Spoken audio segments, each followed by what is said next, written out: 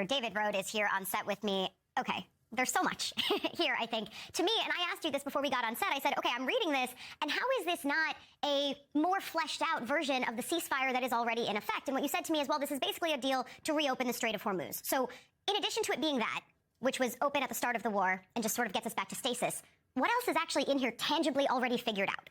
Virtually nothing. Okay. And that's why this is such a victory and a surprise, really, for Iran. And it's actually reopening the strait on Iran's terms. There's still a possibility here for Iran to charge tolls, that it can take control of the strait, a power it has never had before. And that's what won the war for Iran. It was closing the strait. The most revealing statements, David Sanger said this in the New York Times, was Trump's statement, I don't want to be Herbert Hoover. I had to check my history lessons. Yeah. Take us through the annals, yeah. Well, I was, World War I and other things, but he essentially went down in history as causing and mishandling the Great Depression. And so the president's bravado through all these weeks that, we're winning and we're, bombing the hell out of them, beneath it, they used economic levers. They used shutting the Strait of Hormuz. They used a global energy crisis to win this war. I also think when he says you can't cover everything in a document, it's something that, in real estate, you hear lawyers and deal makers there say.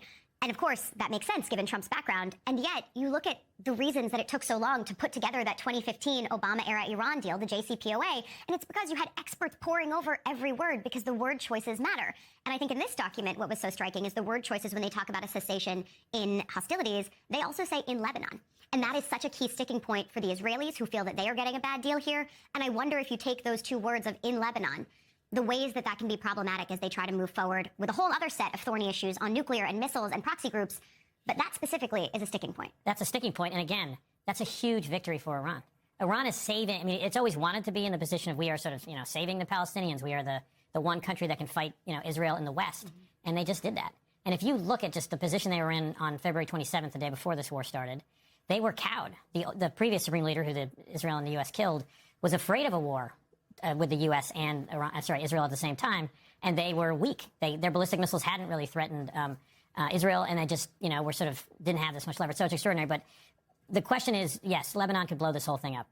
Can Iran control Hezbollah and get Hezbollah to stop attacking Israel? And another clear loser here politically is Bibi Netanyahu. Yeah. He's already being attacked from his right.